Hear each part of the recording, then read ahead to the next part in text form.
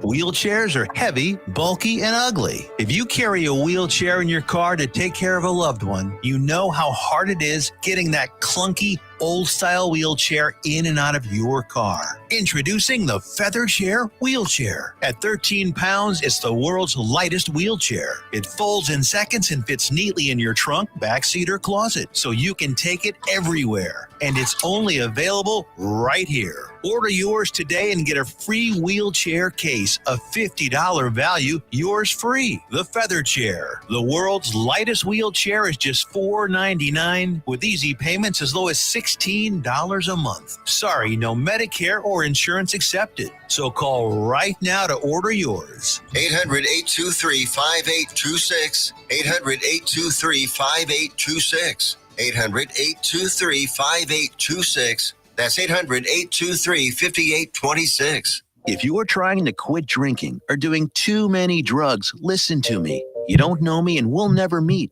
I had a problem like you once. I drank and used to party a little too much till it got out of control and almost ruined my life. I realized I needed help to fix my problem before it totally destroyed me. If you've tried to fix your drinking and drug problem and you know you can't do it alone, you need to call the National Treatment Advisors. They'll immerse you into a 30-day program to replace your old habits with new habits and totally change your life. And if you have PPO private health insurance, the entire program may be covered. Fix your problem right now before it gets any worse. Get clean. Call now and learn more. 877-247-1581. 877-247-1581. 877-247-1581. Attention all business owners and creative minds. Do you need a unique and personalized touch for your products?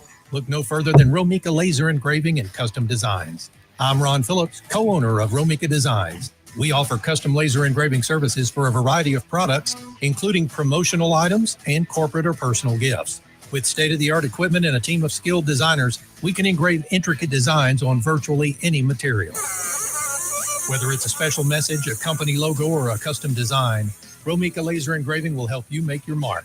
And the best part, our prices are affordable and our turnaround time is quick. I couldn't be happier with the work Romika Laser Engraving did for me. The engraving on my product was precise and exactly what I wanted. So don't wait any longer to add a personal touch to your products. Call Romika Laser Engraving and Custom Designs today at 817-400-4040 or visit our website at romikadesigns.com. We look forward to helping you make your mark.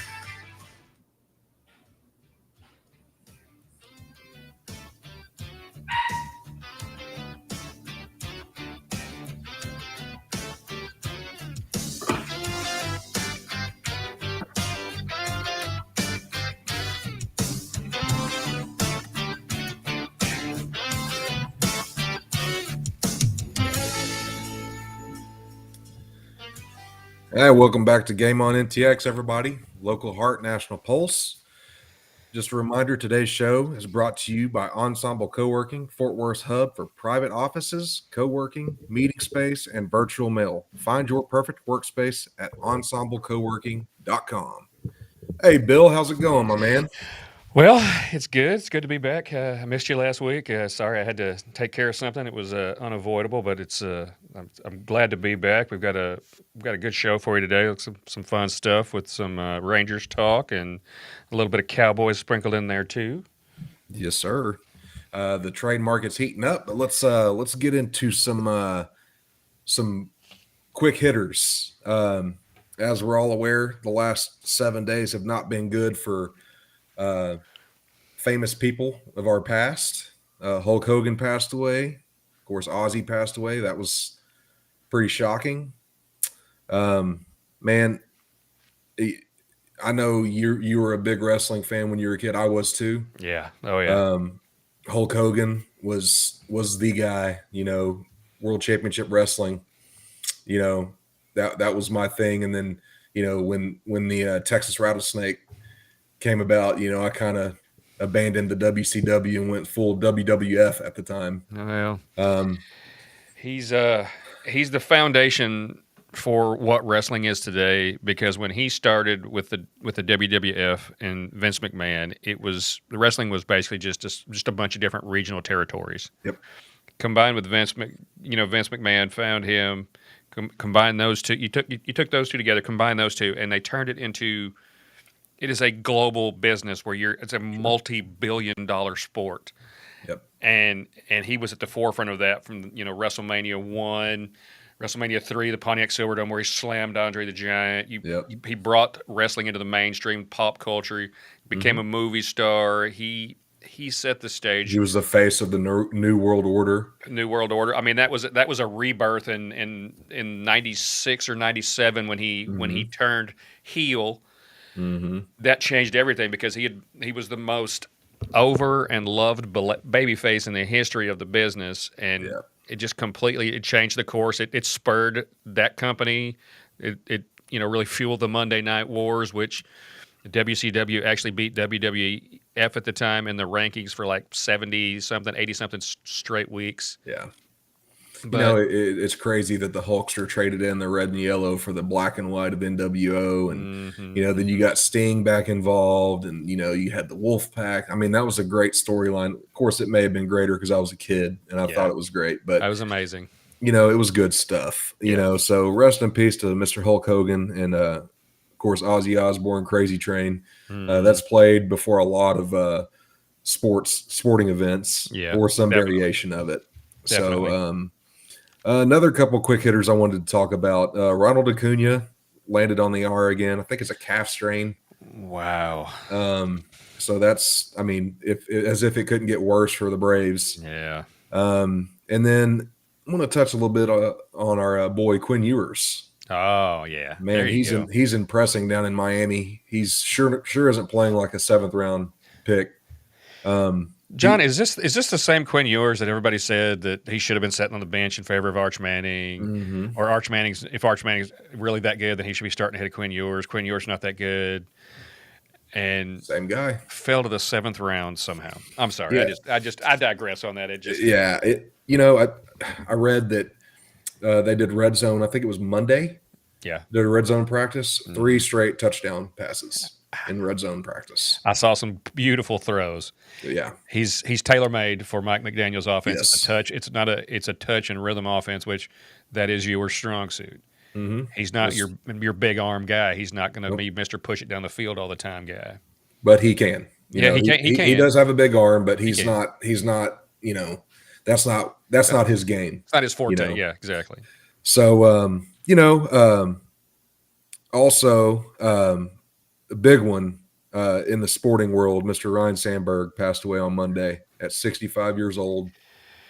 It's the C word. It's the worst. It's the worst. We've all got loved ones that fighting it. It's terrible. But for those of you who lived under a rock your entire sporting life, Ryan Sandberg was a 10-time All-Star, won 9 straight Gold Gloves. I mean, he was.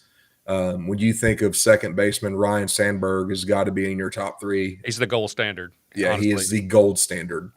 He played in the 80s, 90s, and he was just a stud. So, can I say something on that? Yeah.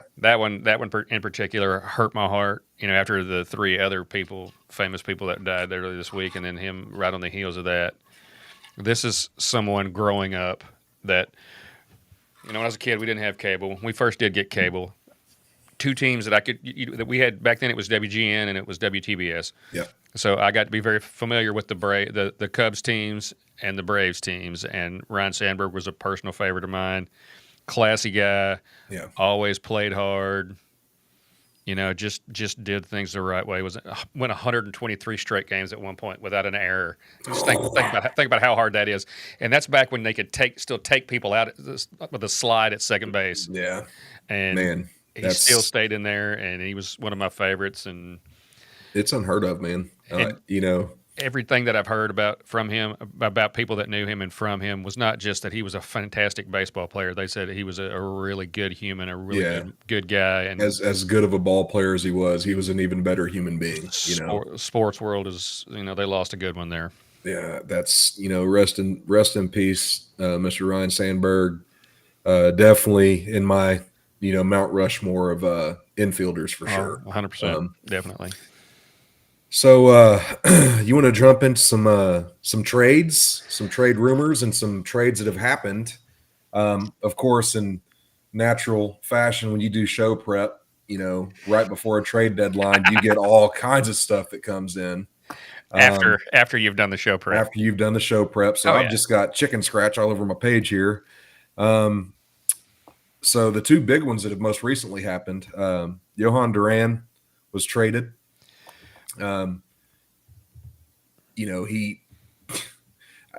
He is, in my opinion, one of the top 5 closers in the game. He's fantastic. He really is from Minnesota, right? From Minnesota. Yeah. He got traded, and you can't say enough about quality closers. Duran, he's going to excel. And the Phillies, they addressed a real need by acquiring him. Now, what they had to give up, it's an even trade off for the Phillies. That they traded for catcher Eduardo Tate, and then Mick Abel. They gave up 2 of their top 5 prospects. If the Phillies go on and win the World Series, nobody's going to even think twice about this. It's a great trade. Yeah, I mean, it shades of trades that the Rangers have made in the past, or any good team has made in the past. You're not going to talk about those guys if you go on and win a World Series. Yep. Which is ultimately what Philly's goal is. And then another guy that got traded not long after him, Ron Helsley, got traded to the Mets. I liked him. I wanted him. Would like to see him in a Rangers uniform. The old fireballer. Now, the other thing with Duran is he's 27 years old. Helsley's, I think he's 30 or 31. He's 30. He's on the other side of 30. Yeah. Yeah, but he's a flamethrower. He's got a live arm, and Yeah, absolutely. at times he struggles with command, but that's what's going to happen. That's what's going to happen when you throw 102. I mean, Yeah. Oh yeah. You saw it with Chapman. Chapman still throws hard as hell, and at times he struggles with command. So, you got anything to add? Yeah. You just mentioned Chapman. Speaking of that, I saw him last night. I think he left the game. A little early, and I don't know exactly what his status is, but that could be somebody. That could be another team that's going to be looking for bullpen help if he is going to be out for a little while. Yeah, I with Boston though, man, I just don't know what they, similar. We've talked about the Yankees. The Yankees are in it for what we saw. Mason Miller is on the block. He's available. Oh, God, I'd love to have him in Texas. That kid is absolutely filthy. He throws as hard or harder than anybody in the league right now. He's controllable. He's nowhere close to arbitration, so you're going to have him for a few years before, 3 or 4 years before you have to really, really pay him. Yeah. He's got all kinds of talent. The fact that Oakland, they're developing a really nice young core. Oh yeah. I mean, they've got the guy that going into this season was the presumptive rookie of the year in Jacob Wilson. Great first part of the season. And then they call up Nick Kurtz, and Nick Kurtz has just been on fire. Had a 4-homer game against the Astros last week. Just killed it. And they've got a good young core. Those aren't the only 2 players. And he's right there. He's their closer, and now they're talking about trading him. So, I mean, that Oakland's always going to look to get younger and cheaper right now. Yeah. Kind of like Tampa.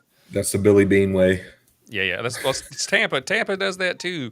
Yeah. But Tampa seems to stay a little bit more competitive than Oakland does. Yeah. So. Yeah.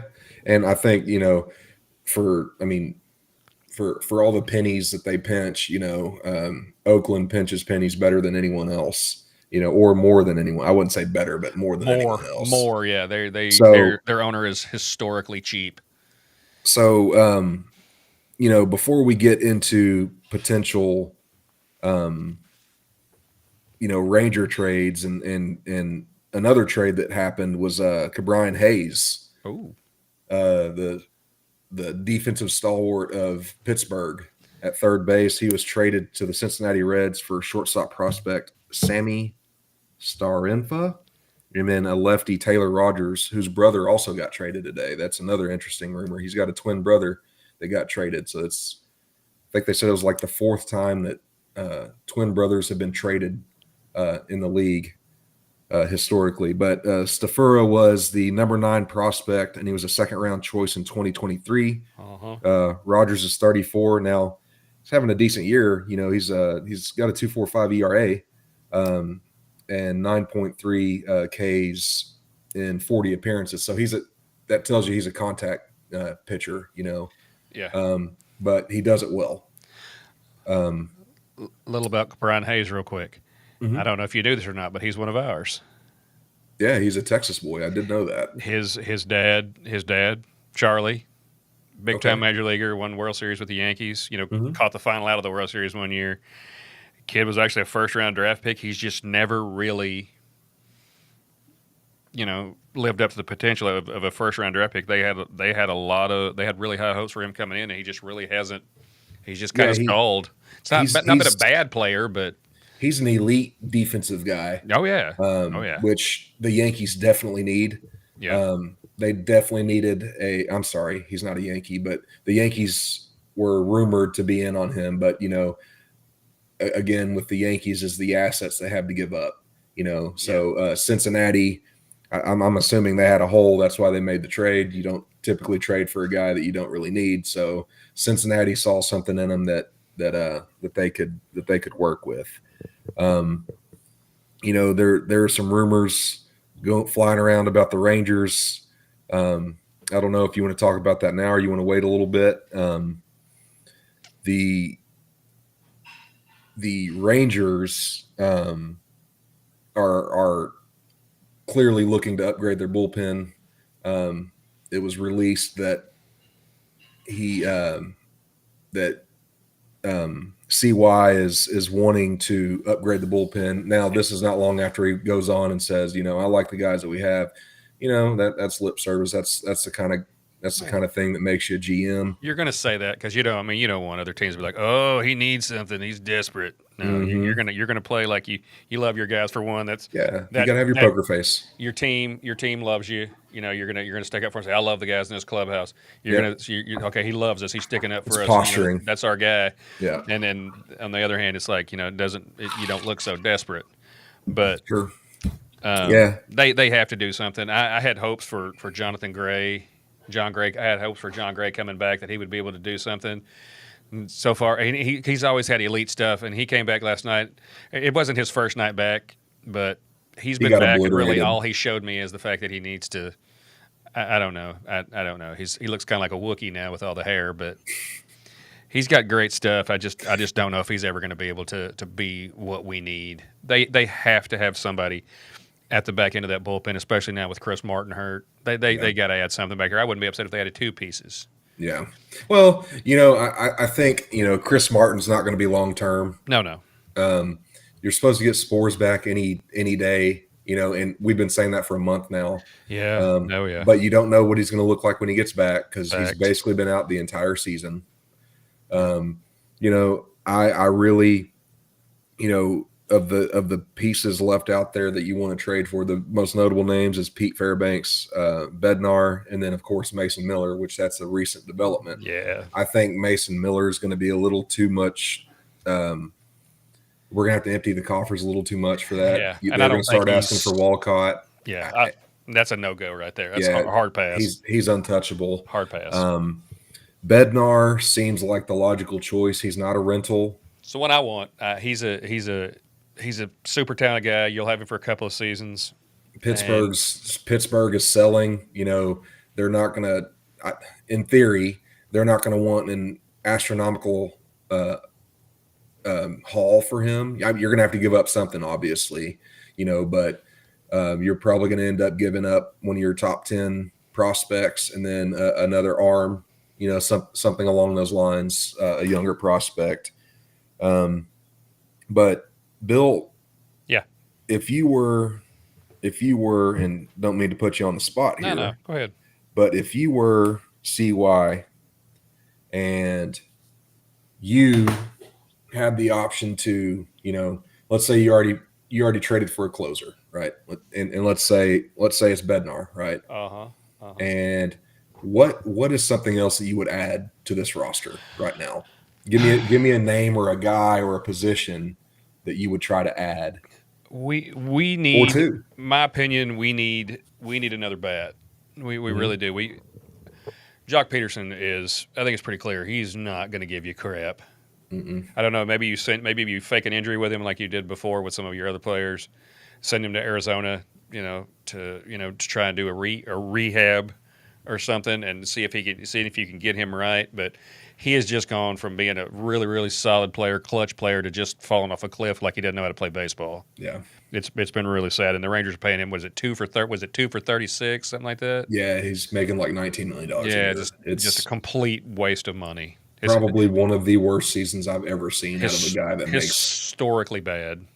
It's terrible. Like the other night, I think you and I were talking about this. I watched him. It was a second or third at bat. We're down. I think it was 3-2, or maybe it was 4-3. There's 2 on, so he if he doubles, you take the lead, right? And the first pitch was a ball. Second pitch was middle high cut, and he watched it go by, and then he ended up striking out. And I'm like, dude, what are you doing? Like, I understand I'm not a Major League Baseball player. Yeah. But you don't let a middle high fastball go early in a count, dude. No. So it's just they're gonna have to do something bat wise. There's a few guys that I like, and one of them is a pipe dream probably, because he plays for the same team that Bednar does. He's a Pittsburgh guy. Now if you package those guys, I don't know what it would take to get him. Maybe not. I would love to have Mr. O'Neill Cruz. He's a ginormous human. He started out as a shortstop, but he's been playing in the outfield this year. He's got a cannon out there, and that, honestly, if you could get him, you've got him. You'll have him for a few years before you really have to pay him too, because he's not arbitration eligible for a couple more years. Yeah. But he's not but that would be your built-in Adolis Cruz replacement, because Dolly's probably not going to be back. Yeah. As good as he's doing right now, he's not going to be back. Yeah. But Cruz is only hitting 220, John, but he's got 17 homers, 34 stolen bases. So he's a big speed power combination. He's a demon on the base pass. He's got a cannon. He's got right attached to his right shoulder out there in the outfield. Mm-hmm. So, like I said, it's a lot like Adolis Garcia. He doesn't hit for a high average, hit for power. Got a great arm. The difference is he's got a lot more speed than Dolly does. Yeah, a heck of a lot. Yeah, and a young guy there. I don't know that that's a possibility, but if there's some way you could find it to get him to, say, him and Bednar together, dude, that would be. I would literally be walking around with a giant grin on my face. Let me ask you this. Yeah. Right. I know Pittsburgh is they're shedding salary, right? Mm-hmm. They're dumping players. Mm-hmm. Would it be possible to package Adolis Garcia there? Do you think they would do that or no? For the rest of the year, are you gonna eat some of Adolis' salary? Yeah. Hell yeah. Why not? Yeah. If you can afford to, if and we got to think too, right? It's prorated too. Yeah. Right. Because we're at we're past the halfway point. So you're only eating half of his salary. What's he make? 10 million? Something like that. I think I was thinking he's like closer to 16. I could be wrong. Okay. So you're eating 10 or roughly 10, right? Yeah. 8 to 10. Yeah. Right.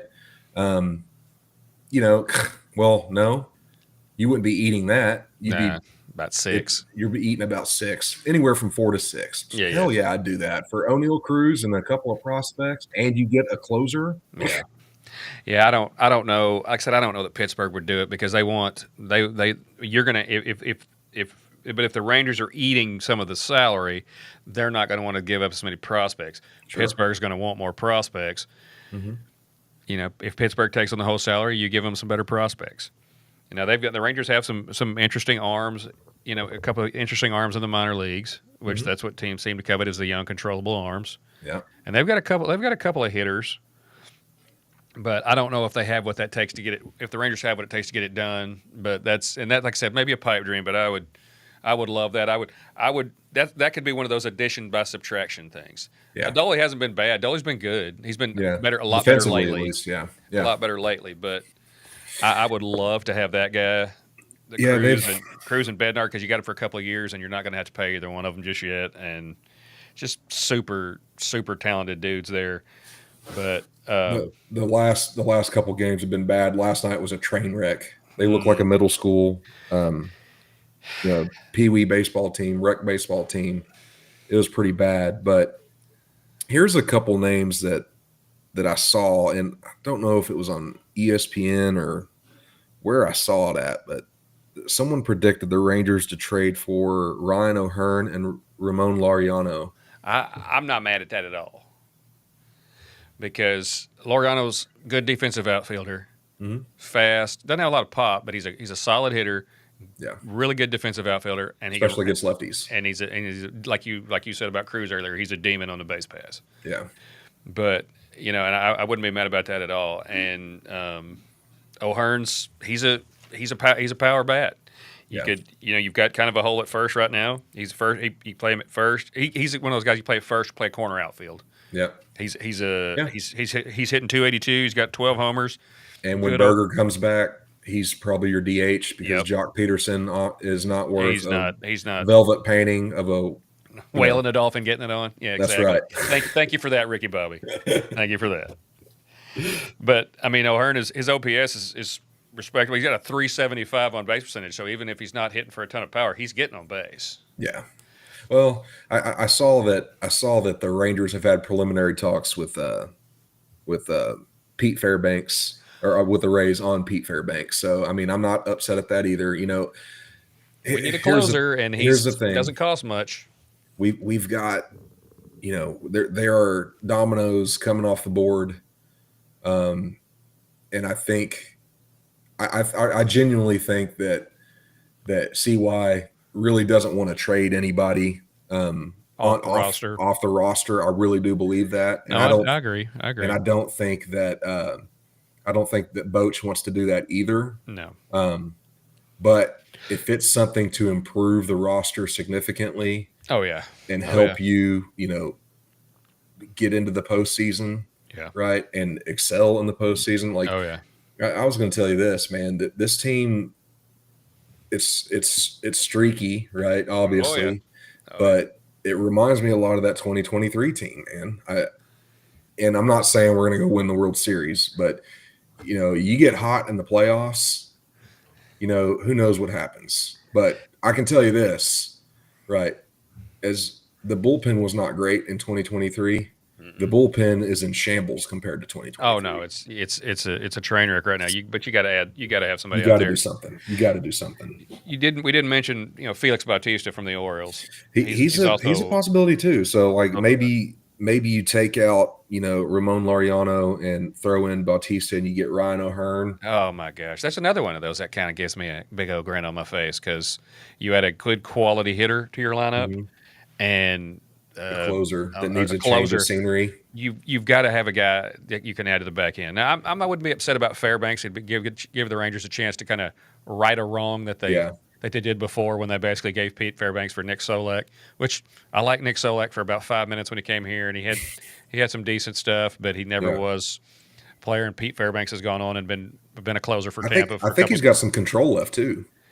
I think he's got an option next year. He's still got a couple of years, and he's not making a ton, and that's something that the Rangers will be interested in, because they're trying to avoid the luxury tax. Yeah, they don't want to have to pay the luxury tax. Well, all this is good stuff. Let's jump into some more Ranger stuff and maybe some Cowboy stuff when we get back. Sounds good.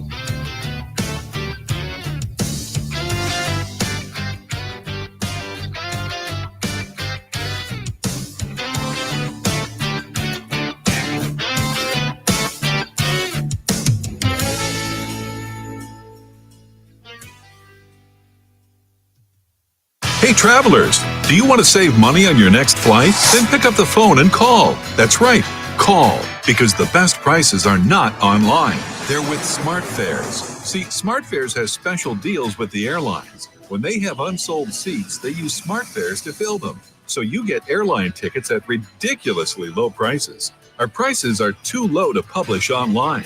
With the extra money you'll save, you can book another trip or treat yourself to dinner or shopping. So stop searching all of those travel sites to find the lowest price on your next flight. Let one of our SmartFares expert travel agents find ridiculously low prices for you. Call SmartFares today and get the best price on your next flight. Guaranteed. Also, save up to 50% off business and first class tickets. 855-325-1820. 855-325-1820. That's 855-325-1820.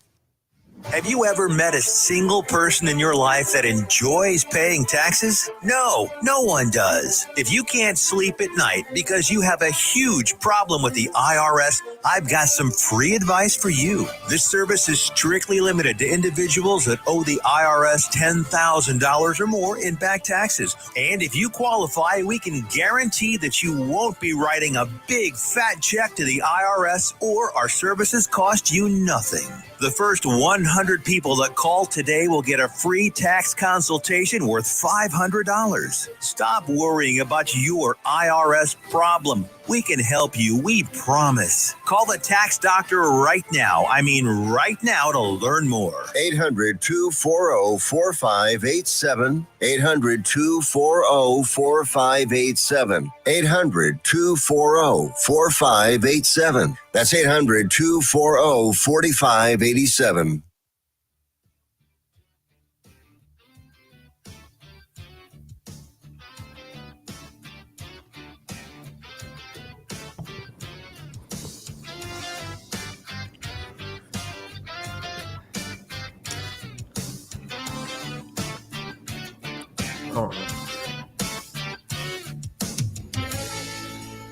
All right, welcome back, everybody. Just to remind you that today's show is brought to you by Ensemble Co-working, Fort Worth's hub for private offices, co-working, meeting space, and virtual mail. Find your perfect workspace at ensemblecoworking.com. So let's jump back into the Rangers a little bit. So we've talked about adding, a lefty hitter. We've talked about potentially adding another piece to the outfield, which is probably going to be your DH / corner outfielder, or first baseman, however you want to put that. We've talked about possible closers to add. You and I talked the other night, and Colorado had a few pieces that Texas, that's rumored that Texas has been interested in. Some of those bullpen guys, I wouldn't call them closers, but they're bullpen guys. And then you mentioned a guy that really got me thinking, right? Really started thinking about it. I think we talked about it last night. We did. And you started talking about a guy. Was it Hunter Goodman? Is that his name? Hunter Goodman is a catcher. Let me preface this by saying I love Jonah Heim. He helped us win a championship. I'm a huge fan of his. He's one of my favorite players on the team. And Kyle Higashioka has been really solid, really solid for the Rangers this year. But overall, the catching position offensively has been lacking. And as far as offensive catchers out there right now, not a lot of people talking about him. But Hunter Goodman, man, he's a quality hitter. He's meh defense. He's average to below average. Or let's just say average defensively. So he fits right in with Higgy. I mean, basically. But I mean, the guy's hitting 280. He's got an 839 OPS. He's 18 homers, 57 RBIs. I mean, that's quality, man. That's another spot in that lineup. If you could plug him into your 7 hole, 6, 7, 8 hole, he's that would be a boon right there, and he's a young guy too, so you'd have him for a few years. And I like the kid. He's a good ball player. I would love to see. Obviously, I'd like to have a little bit more defense from that position. Yeah, but you get what you get, and they do have to me, the best. I don't know if he's the best of that bunch, but Jake Bird's the one that everybody's Yeah. talking about. Yeah, I think I talked about him Reliever-wise. a couple weeks ago. Yeah.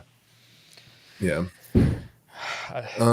There was another guy too, Finnegan, Oh, the guy in Washington. Now I think he's making like a ridiculous amount of money. did he get moved? Did he get moved? I don't know. Let me I was look. thinking Finnegan got moved today. Like I said, I've been buried today with work, but Yeah, and it's I've tried to check my phone as often as I could, but I feel you. you even brought some of the stuff to my attention that's happened this afternoon on my drive over, Yeah. which DFW traffic continues to impress. If you like traffic, then we are the place for you. Oh, he only makes $6 million, but I say only $6 million. I'm not sure. I'm not sure. Is he still with Washington? Yeah, it's showing that he's still with Washington. I don't know. Maybe what I saw was a proposed trade, but I don't know. Finnegan, if I'm not mistaken, isn't he a TCU guy? No, I'm thinking about, or am I thinking of Brandon Finnegan? Brandon Finnegan. It was a few years ago. He was another relief pitcher. He's a Texas State guy, actually. So you were close. Oh, well, I was partly right. He's You were in the state of Texas. And you know my philosophy on older guys. He's 34 or 30. He's almost 34. I don't love the idea of an older guy, but if he's going to be a straight rental, you got him for 2 months, 3 months, tops. If he comes in and he's lights out for those 2 or 3 months, he helps you win something. I don't care how old he is. I really don't. As long as you don't give up too much to get him. I mean, everybody made a big deal with Cliff Lee. When Cliff Lee came in and helped the Rangers get to the World Series, Cliff Lee was dominant. Yes, they gave up the top, one of the top prospects in baseball in Justin Smoke. Now, granted, Smoke didn't go on and really do much of anything. Yeah. But the fact is that everybody was oh my God, I can't believe you gave up that much to get him. But it was also, you got to have something. You have to give to get in this league. Cliff Lee was a monster for this team. So nobody cares that you gave up big prospects.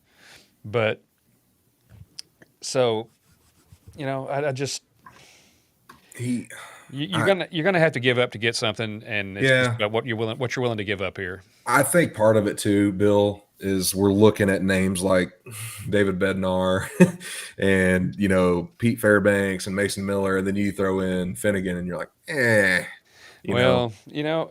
like you say with Finnegan, he's older, but he's got good stuff, man. He can help you down the stretch, and you and I both know, John. They're trying to stay under that. They're trying to stay away from that luxury tax, and they're gonna go as cheap as they can.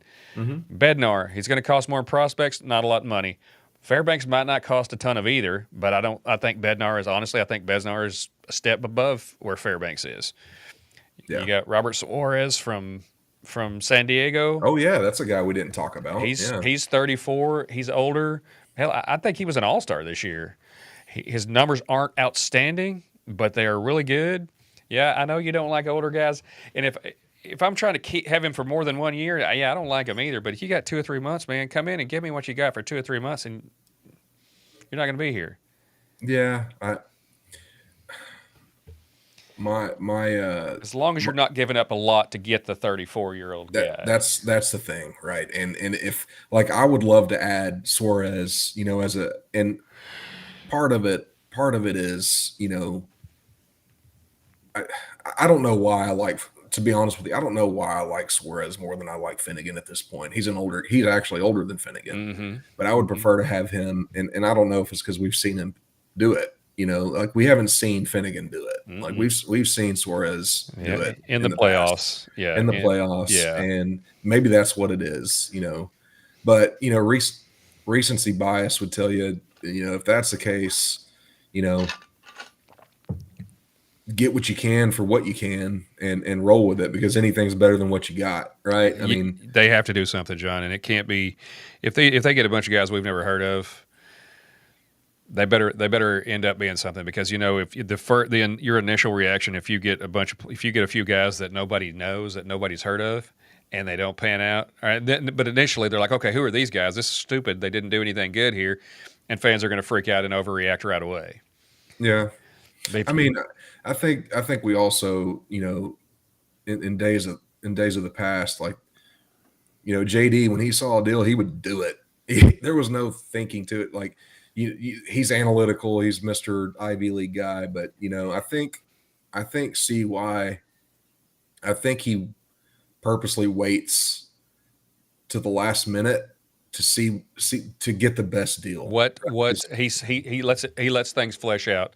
Yeah. JD CY has the benefit of having been in a major league clubhouse. He played the game for years. Mm-hmm. Yes, he has the Ivy League education as well.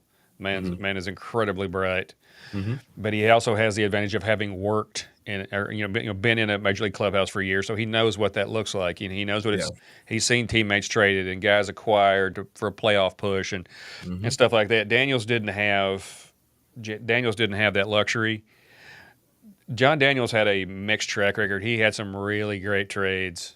He had some trades that you were like, oh my God. He got lucky on a couple of them too. He got lucky on a couple, and then a couple of you were just like, oh my God, why did you do that?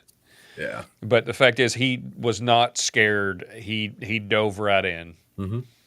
CY is a little bit more cautious. He takes his time. He tries to play the market. It may, by waiting like that, sometimes you may lose a player or two that you want. Yeah. But I respect what CY does. I'm gonna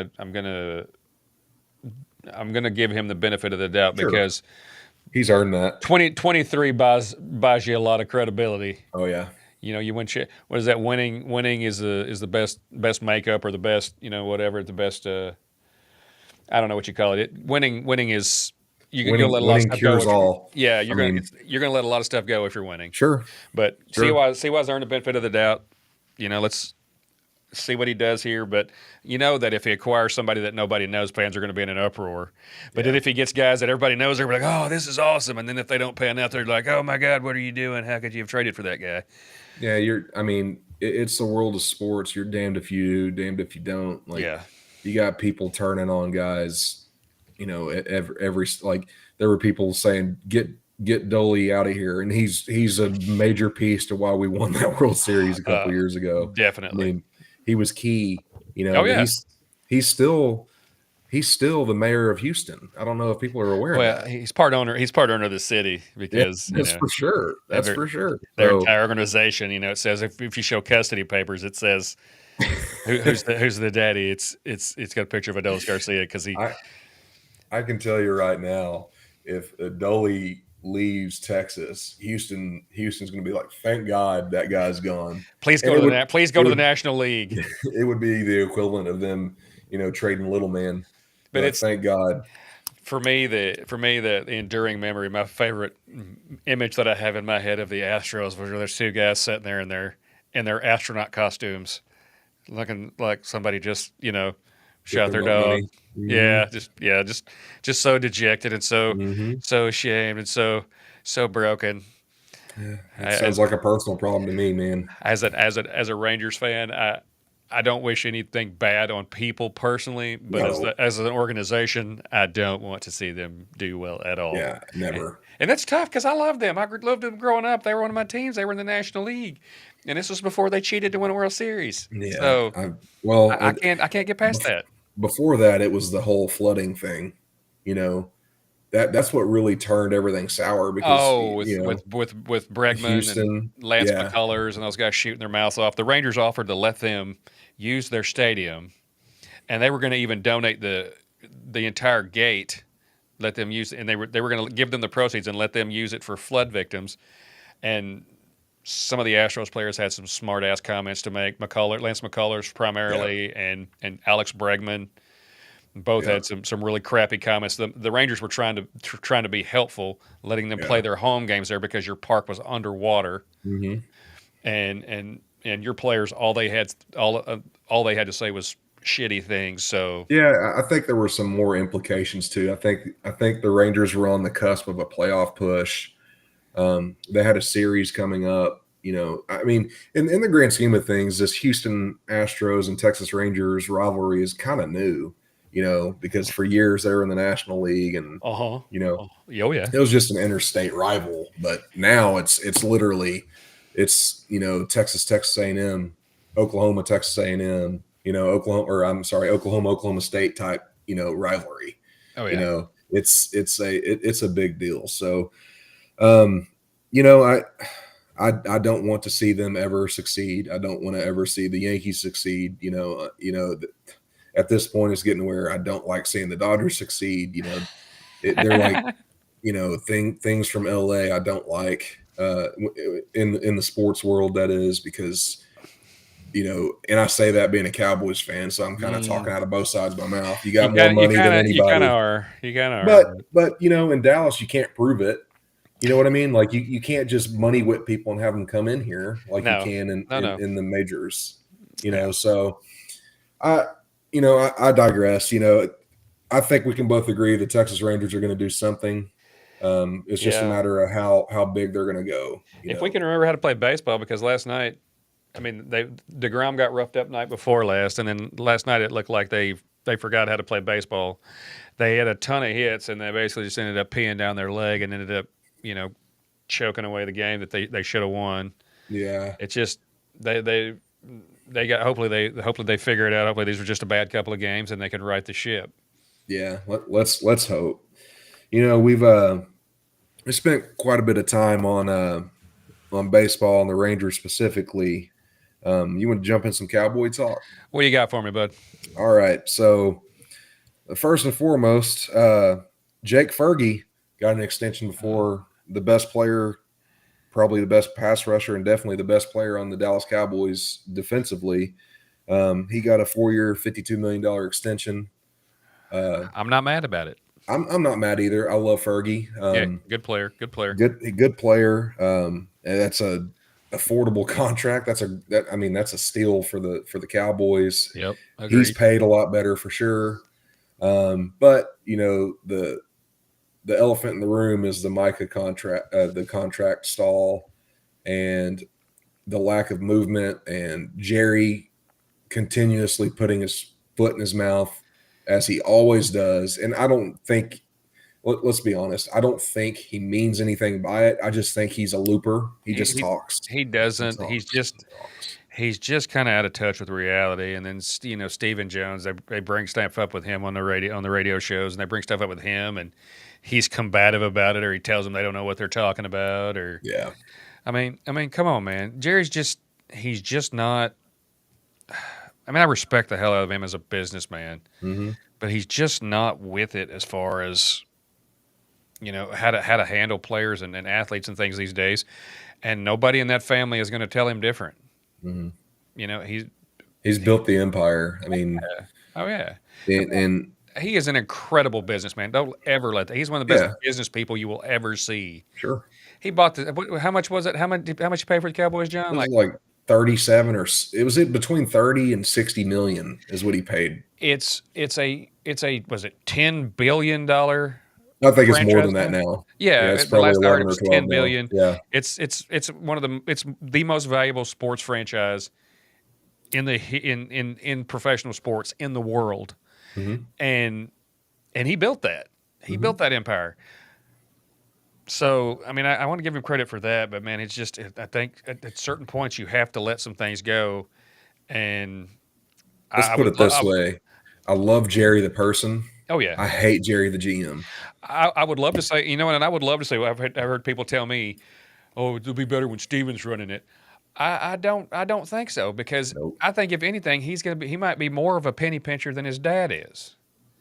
And he's more combative than his dad is. Jerry was easygoing and relaxed and just fun, and for the most part, and just he's gotten a little combative as he's more combative as he's gotten older. But I mean, he's tired of hearing all the bullshit, and you know what? We're tired of seeing it. If he's tired of hearing the bullshit, do something different. What's that, John? The definition of insanity is doing the same things over and over and expecting a different result. Correct. That's 100%. And they haven't changed their forte. This is the thing here. This is what you're going to get from the Cowboys usually. It's not every year, but usually. You're going to win 10 to 12 games. You're going to make the playoffs. and you might win a playoff game. Not likely, but you might win a playoff game. Mhm. But you're not going any further than that. Nope. The TV contracts are going to stay huge. The fans are going to keep selling going to keep the stadium full because Jerry's going to keep selling that hope. The merchandise is flying off the shelves. The money is going to keep rolling in. Mhm. And do the Cowboys, do the Joneses want to win a championship? I believe 100% they do. Mhm. Are they willing to do what it takes to do that? All of the things that it requires. I Which don't is believe. not I don't believe. gerrymandering, Yeah, and I say that. which is take a step back. Yeah. Not you don't Let Will have McClay do his let job him do his job. because he's And damn good at it. but they won't. That's the thing because they don't. Jerry wants to win his way, and his way hasn't worked. He wants credit for those teams in the '90s. He was the one that was signing the paychecks. Jimmy built those teams, and you and I both know that. Yep. I'm not trying to be disrespectful to the man, but Jimmy did it. Jerry wants to do it his way. Now, if Jerry can win a Jerry was the championship his bank. way, that's great. But his way hasn't worked in, 30 years now? Mhm. Yep. You got to do something different, man. Yeah. It's just flat out, you got to do something active different. NFC Championship drought. That's why I have kind of disengaged a little bit. I still love the team. I would love to see them do well, They don't hurt me anymore. but they don't. But I stopped letting them hurt me. You Yeah. and I, and Charles is he's family. He is for both of us. Mhm.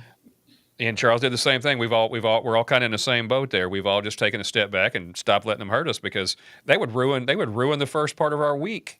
Mhm. You know, when we were so because we It's- are all Man, so Mondays already suck. we were so passionate, so invested, all three of us, and it would ruin our week, and it made it miserable. We were kind of miserable to be around for our families, Yeah. during those weeks. So that has made my life a little bit more peaceful. But Mhm. do I want to see them do well?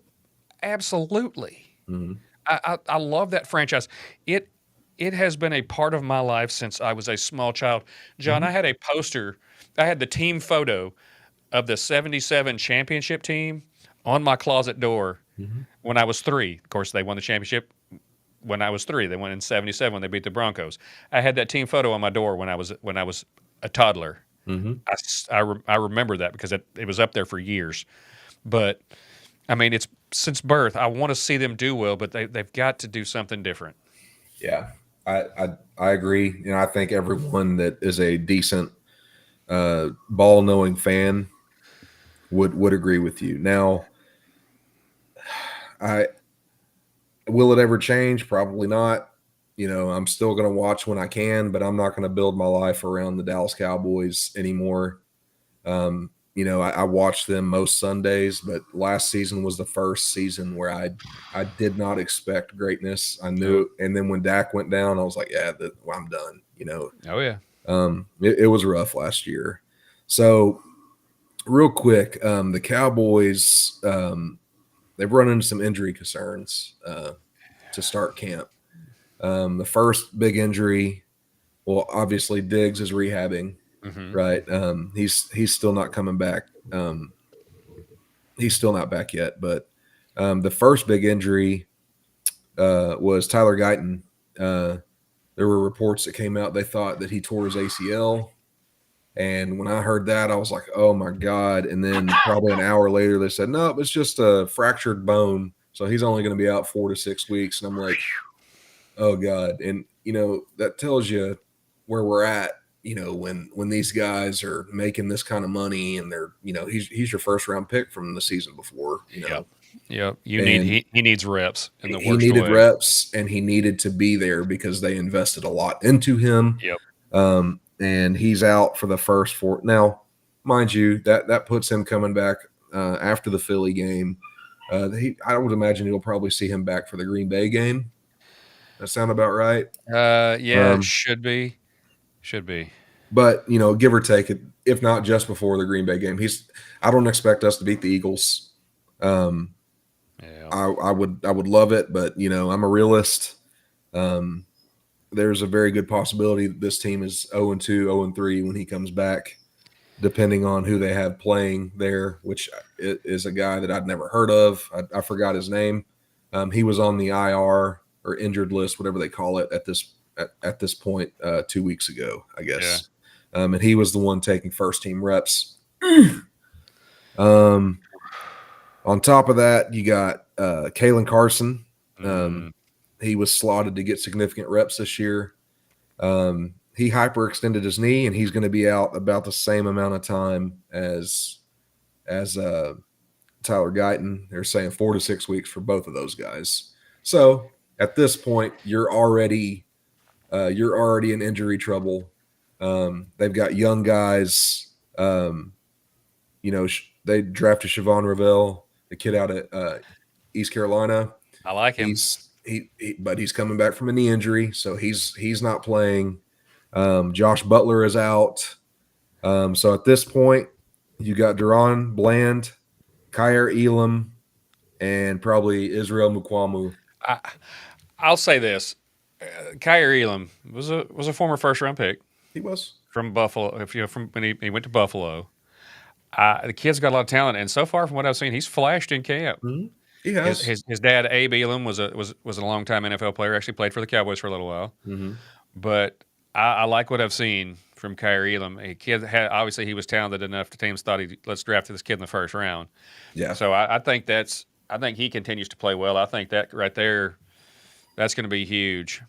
Yeah, I mean that what that does is it establishes the fact you've got depth. Uh-huh. You get a couple guys that play and start a couple games early in the season. When your starters come back, it doesn't hurt nearly as bad if somebody goes down with an injury, for a week or two. Absolutely. You've got a guy that's essentially not exactly, but essentially a plug and play guy that you can put him in there.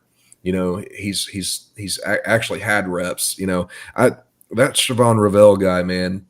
From everything that I've heard, the kid is a effing stud. I'm excited about him. If he hadn't gotten hurt, we wouldn't have been been able to draft him. He would have gone up way too high. They said he'd have probably gone in the first round. Oh yeah, he's a super talented kid, and so hopefully the knee heals fine. Whatever, I guess it was a knee, whatever it was. Hope it heals fine because he's a talented kid, really is. One thing that I've seen consistently.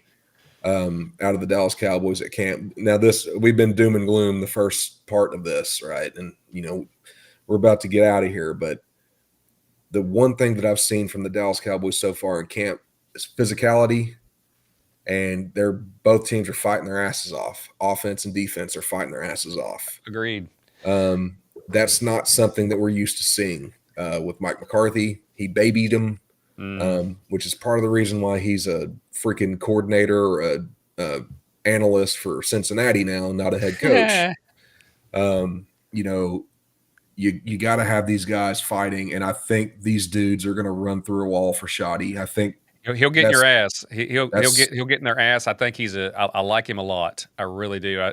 He's a good coach. He's got good vibes, but he'll get in their ass too, and they need that. You got to have that some too. They nailed the coaching hire. And, it's I didn't think so at first, but I'm starting to realize they nailed it. That's one thing Jerry did do well. Well, I know. Don't give him all the credit. Yeah, we can. Well, we will be back next week doing this all over again. Can't wait. And we will see you guys then. Thank you again to Ensemble. Co-working. We love you. Thank you.